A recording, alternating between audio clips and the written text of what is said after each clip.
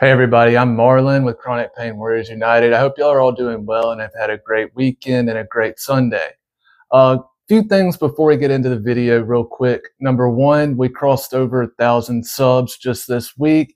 Thanks to all of you. We're growing faster than ever. It is amazing. I wish our co-founder was here to see it, and it's down to all of y'all. Also, we got the new designs for our hats. This was the old one. As you can see, this is a new one. Hopefully it's a little bit cleaner. It's a little bit easier to read. Y'all let me know what you think. So jumping into the video, we're talking about pain clinics a lot last week and this week, and obviously reform, because that's our main goal, right? That's what we're here to do. The big problem with, to get rid of those real quick, the big problem with the pain clinic system, as I see it, the main issue is that it's trying to serve two different masters, right?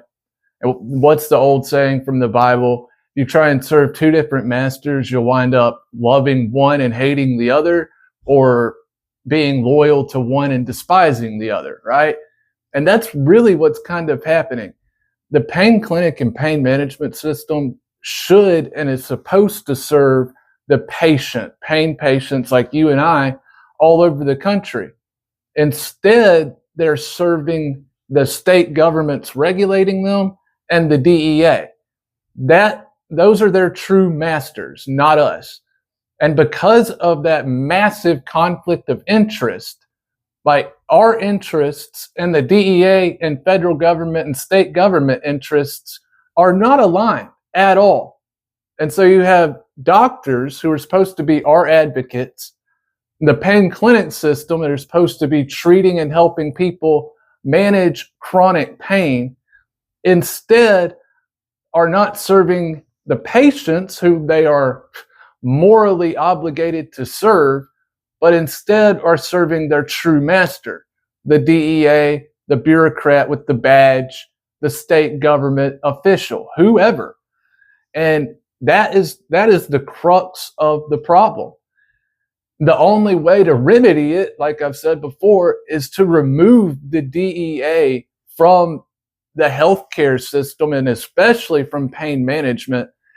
And we'll have to go state by state at some point and undo a lot of the state laws that have been put in place that harm patients and make, pain management and pain clinic facilities in those states subservient to the state and not the patient. That is the big problem. And there have been quite a few states that have come behind.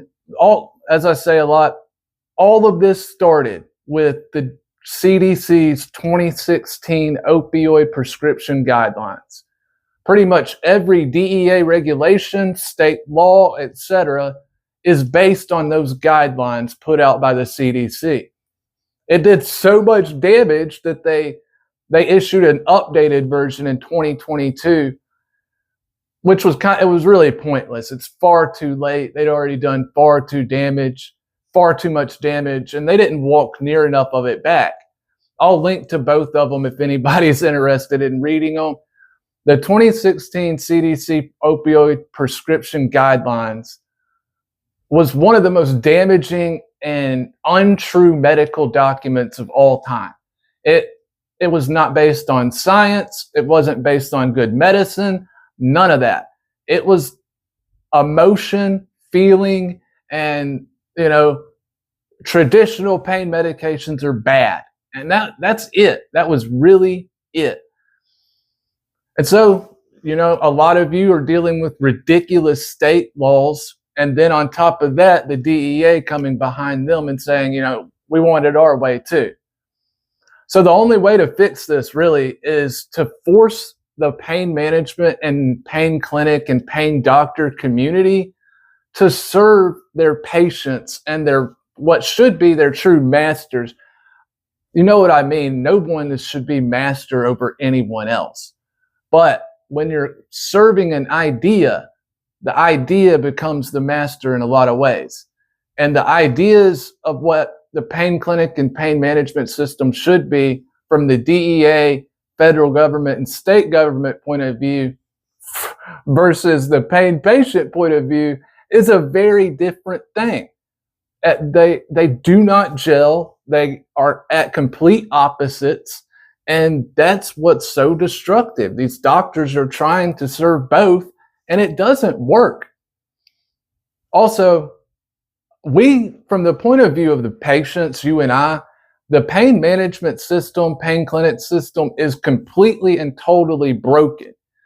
And from a scientific, medical, moral, and every other, standard of observation and proof, it is broken. It does not serve the people who it actually should.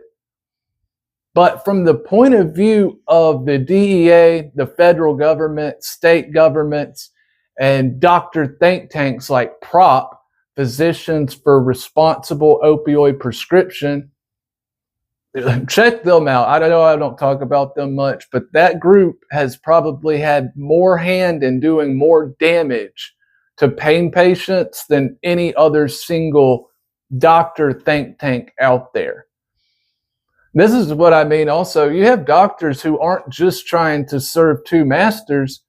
You have doctors, doctor groups, think tanks, medical journals, and so on, that have completely sold out the patient and are total collaborators of the DEA. Like the American College of Physicians, a massive one. They supported and even helped write some of the 2016 CDC guidelines, opioid prescription guidelines. So did these other groups like PROP. So it's not just doctors trying to serve two different masters. You also have parts of the medical community who have completely abandoned any pretense of being advocate for patients and have completely gone to the other side. And that's why I have so little respect left for the medical profession because of how it has reacted not just to the pain management invasion from the DEA and state governments, but how they handle chronic illness in general, how they treat patients in general. It's becoming an abusive, controlling relationship, and it's not supposed to be. We are the ones in charge of our healthcare. We are the ones that have the right to be informed about any choices that need to be made, anything going wrong with our health. All the doctors should be there for, in my opinion, is to come up with the diagnosis and then give the patient all the options, not just the options the doctor thinks works. Like we talked about last week, hundreds of thousands of back surgeries unnecessarily every year. And pain management is not being offered to any of those people. It's not being offered to people getting cervical neck surgeries. I mean, you're having damaging, destructive surgeries done every day that people would be much better off if they had just been given pain management from the go and never had surgery. But that's not an option that's being offered because we're not in control of our health care. But I digress. A big part of taking back control of our health care is going to be removing the DEA and the federal government writ large, and then state governments, from our health care. They've invaded far too deeply into it, and they are trampling on very personal rights. And they're doing a lot of harm. I mean, you can lay a lot of bodies and a lot of dead Americans directly at the feet of the DEA, CDC, federal government, state governments, and the pain management system and pain doctors themselves. And I'm not talking about the people who are, I'm talking about all the people, all the pain patients who ended their own lives because they couldn't get effective pain management. All the pain patients who've had to go to the black market and self-medicate, with an extremely dangerous black market nowadays because they can't get into the pain management system, can't get in to see pain doctors. I mean, the things that have happened and been done to these patients, it's just wrong from top to bottom, and correcting a lot of that, we've got to get them out of our healthcare. So with the pain clinic system, that's it. That's really my point. They're trying to serve two masters, and from their point of view, it is working exactly like they want it to, y'all. From our point of view, it is broken, and it is. From any objective, scientific, medical standpoint, it is. But from their point of view, it is doing exactly what they want it to do. They want it to prevent as many people as possible from accessing the pain management system. Take that in for a second. They want to prevent you from accessing effective pain management. They want to make it as hard as possible to even get into the system or be seen. And then if you are seen, they're going to make you jump through every type of hoop imaginable while dehumanizing you and treating you like a criminal.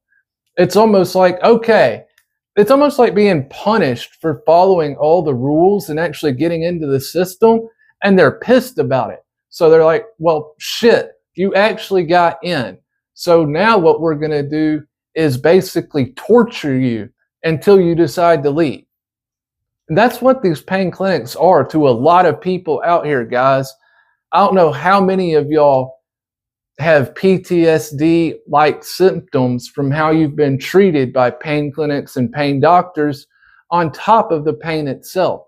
It is criminal how people are being treated by these systems, all because they are literally trying to serve two different masters, one of which has all the power right now, by the way.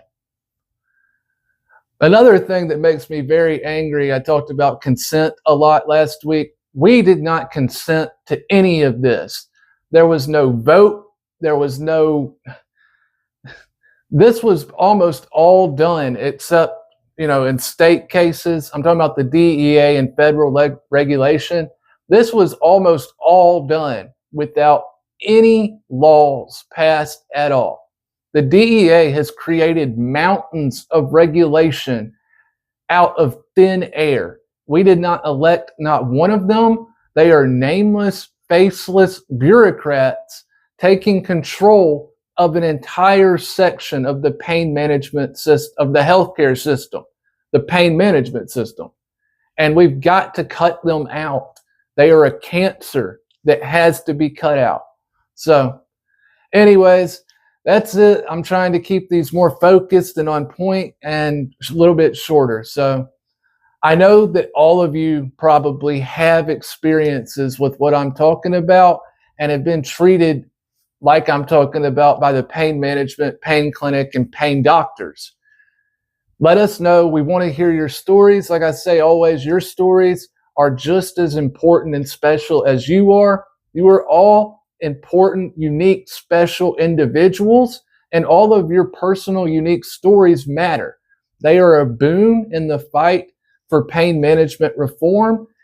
Countless people will see these posts and be enlightened and educated about what is happening to their compatriots, their brothers and sisters all over the country.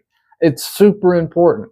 So I really appreciate it. I appreciate all y'all who've contributed and supported the page. We're growing faster than ever. The movement has legs, y'all, and we're going to take it all the way to 1600 Pennsylvania Avenue if that's what's required, and it very likely is. So be sure and hit that like and subscribe button to help send the video out to the YouTube gods. Share with whom you will. I really appreciate all y'all. Y'all have a great rest of the weekend, and we'll see y'all Monday. Cheers and be well.